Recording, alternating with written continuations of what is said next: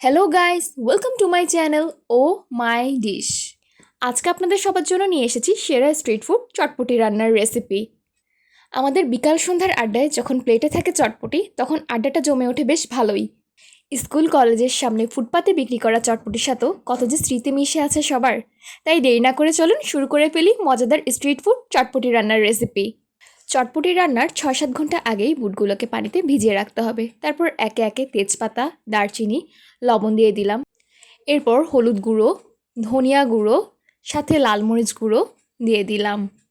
এরপর ছোট করে আলু কেটে নিয়েছি, সেগুলো দিয়ে দিলাম।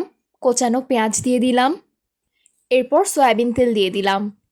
এরপর আদা বাটা, রসুন বাটা দিয়ে দিলাম। ভালো করে নেড়ে দেবো যেন প্রত্যেকটা মশলার সাথে বুটগুলো মিশে যায়। সর্বশেষে একটু রসুন কুচি দিয়ে দিলাম, দিয়ে ঢাকনাটা দিয়ে ঢেকে দিলাম। কিছুক্ষণ পর ঢাকনা খুলে দেখি ভালো করে বুটগুলো সিদ্ধ হয়ে এসেছে। আবার একটু নেড়ে দিলাম। দেখতেই পাচ্ছেন বুটটা খুব ভালো করে সিদ্ধ হয়ে গেছে। আমি এখন আপনাদের সুবিধার জন্য একটা নিয়ে দেখিয়ে দিলাম। দেখুন, এখন দিয়ে দেব আমাদের হোমমেড চটপটির মশলাটি, যেটার ভিডিও চ্যানেলে দেওয়া আছে। আমি এই ভিডিওর শেষে অ্যাড করে দেব, আপনারা অবশ্যই দেখে নেবেন।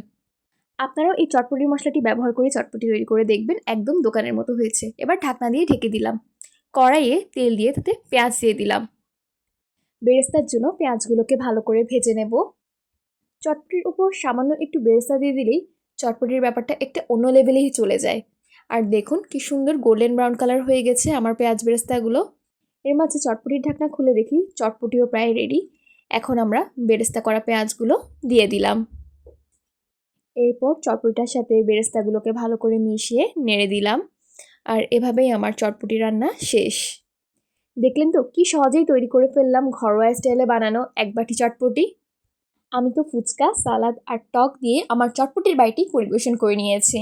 আপনারাও সবাই ঘরে তৈরি করে ফেলুন এই মজাদার চটপটি, আর অবশ্যই জানাবেন কিন্তু। আল্লাহ হাফিজ।